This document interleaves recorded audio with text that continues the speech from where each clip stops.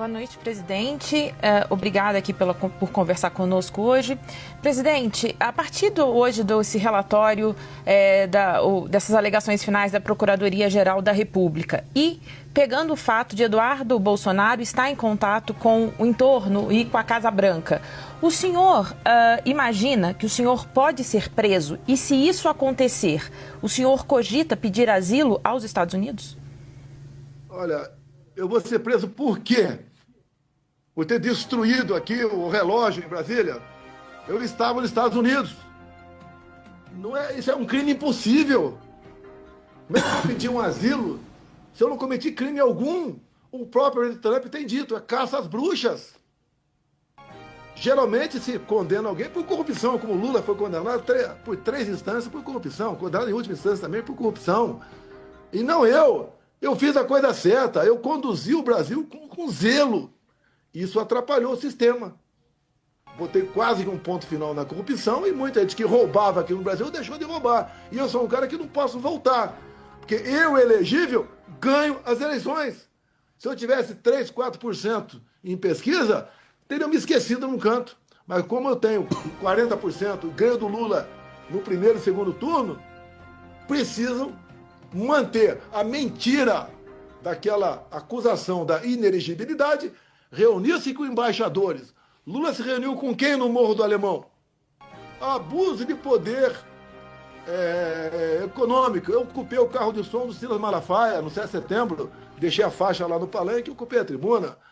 A esplanada parecia uma plantação de girassóis. Não pude mostrar as imagens por ocasião das eleições. Fui perseguido pelo Alexandre de Moraes durante as eleições. Ele me tirou o mandato. Com essas proibições, com essas ilegalidades, como, por exemplo, as resoluções. Pois não. Não, presidente, só para saber, o senhor cogita, caso tenha alguma determinação de prisão? Não cogito pedir asilo em lugar nenhum. Não cogito nada. Não cogito nada. Tá? Não sou criminoso, criminoso é quem está me perseguindo. O senhor, portanto, presidente, irá enfrentar o processo até o fim? Vou enfrentar o processo. Vamos ver até onde eles vão. Estão correndo com o processo. É 5 dias de prazo, é 15 dias, é mais 5, é agora. Testemunhas que eu indiquei, por exemplo, o Giuseppe Giannino como testemunha. Eu tinha obrigação de levar o Giuseppe Giannino, que era o diretor ITI lá do TSE, para o Supremo. Como é que eu vou levar? Só se eu laçá-lo, prendê-lo e levá-lo amarrado para depor. E tinha que ser o contrário. A testemunha tinha que ir por decisão do juiz, e não minha. E o Giuseppe Giannino é um cara que mexia lá com os computadores do TSE. Eu tinha perguntas para ele para realmente, associado ao inquérito 1361, colocar numa situação complicada. Nós queremos paz, queremos tranquilidade, queremos eleições limpas, transparentes. Olha o que quem entrou com a ação de por ter criticado as urnas, que eu me tornei uma das inegibilidades, foi o Carlos Lupe. Entra vocês agora aí no Facebook do Carlos Lupe. Em 2017, 2018, ele veiculou na propaganda eleitoral gratuita 30 segundos. Ele termina, o Carlos Lupe, 30 segundos. Sem a impressão do voto, não há possibilidade de recontagem. Sem recontagem, a fraude impera. Carlos Lupe, olha, o que vale é quem está na capa do processo. Se alguém da direita falar isso, está preso. O Lupe está livre, leve e solto, e agora está livre também de responder qualquer processo sobre roubo de velhinhos do INSS. E querem me condenar por essa fumaça, que é o golpe de Estado. Sempre joguei dentro das 4 linhas. Golpe de Estado negado pelo atual ministro da Defesa, Zé Múcio, negado pelos ex-ministros. Aldo Rebelo, Nelson Jobim, José Sarney, o próprio Temer. Isso não foi golpe em Rio de Janeiro. Ninguém dá golpe com velhinhos, com pessoas idosas, com Bíblia embaixo do braço, sem armas. E golpe é um negócio, você tem que ter apoio popular, você tem que fazer conjectura com o parlamento, com o empresariado, com gente do agro, com gente de dinheiro fora do Brasil. Golpe não é isso. Inventaram um golpe. Vocês acham que as pessoas domingo queriam dar um golpe? Por que as imagens sumiram? Por que o Flávio Dino sumiu com quase 200 câmeras? Porque ia provar que o quebra-quebra foi antes do pessoal do acampamento chegar lá. Presidente. Eles querem empurrar agora, condenando eu, ministro meu, gente do meu lado, como uma agressão criminosa armada. Não teve arma. Chamar de war crime isso. E dizer, olha só, no relatório da Polícia Federal, eu não estou no 8 de janeiro. O senhor Gonê me botou no 8 de janeiro. Presidente, deixe-me passar a palavra também. Isso não é julgamento, isso é um linchamento. É um linchamento que está acontecendo. Então você vê aqui, tentativa de abolição violenta do Estado Democrático de Direito, golpe de Estado, liderar organização criminosa armada. Não teve armas. É quase você se defender, por exemplo, de uma acusação de ter matado um marciano. E nem o corpo do marciano estava ali.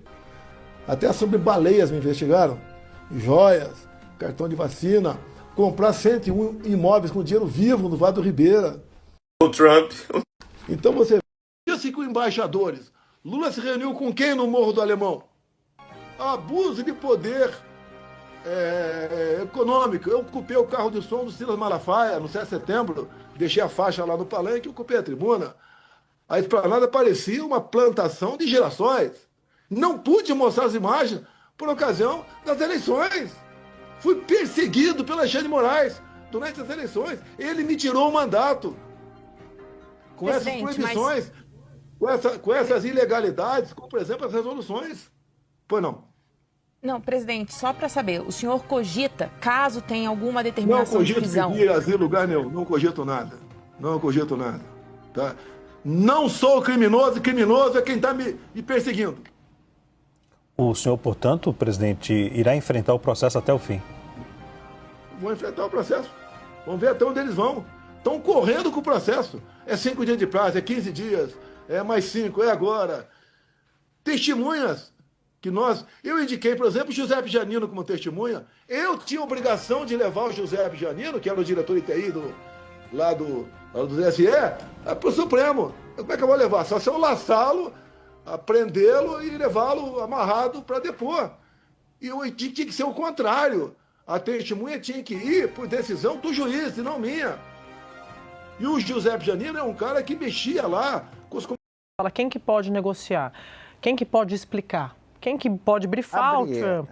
Você tem essa turma do MAGA e você tem empresários, você tem investidores que têm contato com o staff do Trump que, obviamente, estão passando os reflexos dessa medida do tarifaço. Isso é informação. Então, eu estava contando, fontes da direita me procuraram para dizer que eles estão fazendo chegar ao governo americano que, olha, esse tarifaço do Trump, está prejudicando a direita no Brasil. Por que eles estão fazendo isso? Porque já que o Trump deu uma medida baseada numa decisão política, eles estão devolvendo com a repercussão política. Mas o Trump prejudicou os aliados, mas essa é a primeira. Mundo afora, Dois, eles estão colocando na mesa, para tentar impor esse discurso de que não é só o Bolsonaro, a questão do BRICS.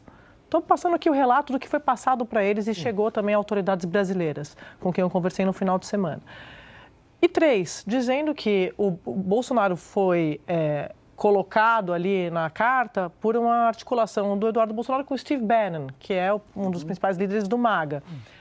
Fato, esses são os fatos. Qual é a análise? Não importa, porque o Bolsonaro é a condição imposta por Trump para que o Brasil negocie com os Estados Unidos. E o governo brasileiro não tem como negociar isso.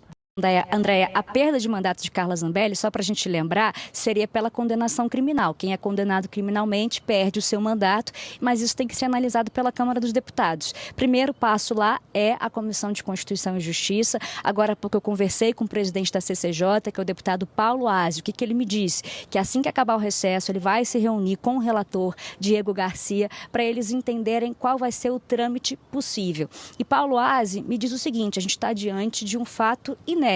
É a perda de mandato por um parlamentar que foi condenado criminalmente, mas que está foragido A Carla Zambelli, a gente lembra, está foragida, não está no Brasil. Portanto, isso, segundo Paulo Aze, requer um entendimento específico da Câmara dos Deputados diante, novamente, de um caso inédito. Paulo Aze diz que é preciso garantir a defesa ampla de Carla Zambelli e a gente lembra que o advogado de Carla Zambelli pediu algumas oitivas nesse processo. Por exemplo, a do hacker Walter Delgatti. E é isso que o relator precisa decidir, se ele vai acolher esses depoimentos, se ele vai aceitar que a Câmara dos Deputados faça esses depoimentos ou se ele vai abrir mão desses depoimentos e dizer que isso não é necessário para a ampla defesa de Carla Zambelli. Em relação a isso que Paulo Aze ainda precisa decidir. Se Diego Garcia, que é o relator, decidir que não precisa de depoimento, já começa aquele prazo de 5 sessões para que ele apresente o seu relatório na Comissão de Constituição e Justiça. Se isso acontecer, a CCJ vota antes e depois vai para o plenário. A gente já contou aqui no Estúdio I algumas vezes que tem gente lá dentro da Câmara dos Deputados que diz que a votação no plenário de Carla Zambelli vai depender muito do momento político em que isso for colocado. Porque se for um momento em que houver uma tensão com o Supremo Tribunal Federal, muita gente aposta que os deputados vão usar o caso de Carla Zambelli, não por conta dela especificamente, porque ela não tem muitos aliados na Câmara dos Deputados, mas vão usar o caso dela para dar uma resposta ao Supremo Tribunal Federal. Tem um outro caso interessante, porque aliados de Carla Zambelli dizem que o caso dela pode ser usado como uma moeda de troca em relação ao caso do deputado do PSOL, Glauber Braga. Glauber Braga, ele também tem um processo de cassação. No caso dele, um processo de cassação que correu lá no Conselho de Ética, mas que também precisa ser analisado pelo plenário da Câmara dos Deputados. E aí o que a gente escuta de aliados de Carla Zambelli é que eles queriam um pelo outro, salvo o mandato, então, de 2 espectros políticos. Mas tem gente no Centrão que diz o seguinte, olha, os casos são completamente diferentes,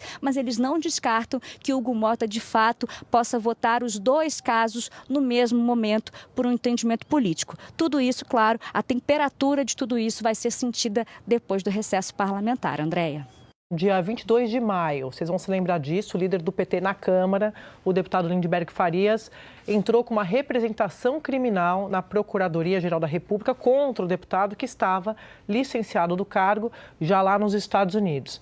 Aí, no 25 de maio, a PGR pediu a abertura do inquérito para investigar o Eduardo pela atuação contra autoridades brasileiras. No dia seguinte, o ministro Alexandre de Moraes, do Supremo, aceitou o pedido e instaurou o inquérito, tá? Aí, passando para junho, o líder do PT e o ex-presidente Jair Bolsonaro, o Lindbergh Farias, eles prestaram depoimento.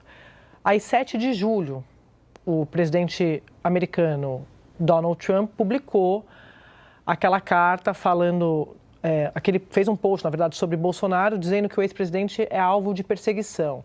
E aí o Eduardo falou na possibilidade de sanções. No dia seguinte dessa publicação, a pedido da Polícia Federal, o ministro Moraes prorrogou o inquérito contra o Eduardo.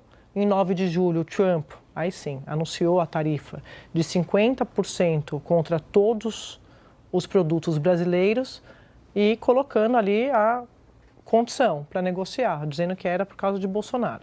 E no mesmo dia, o Eduardo diz ter participado das ações dos Estados Unidos contra o Brasil e colocou a anistia como moeda de troca, deixando ali a digital dele do que se tratava de fato essa sanção, esse tarifaço.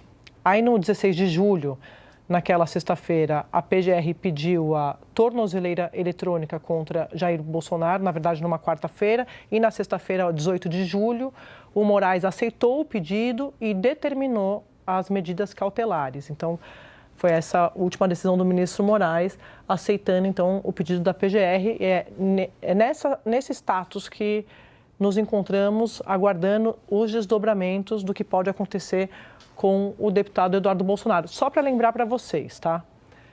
Eduardo Bolsonaro está fora do país. Quem está acompanhando, está envolvido com as investigações, me diz que se voltar, não tem escapatória. Não tem escapatória, Eduardo Bolsonaro, porque tem novas medidas sendo analisadas, muito dificilmente ele vai escapar de novas medidas de buscas, por exemplo. Então, isso também está pesando. O próprio ex-presidente e o seu entorno ali de advogados me diz que acha que se Eduardo voltar, ele está preso. Então, tem a ver com isso também a permanência de Eduardo Bolsonaro nos Estados Unidos. That's what she said.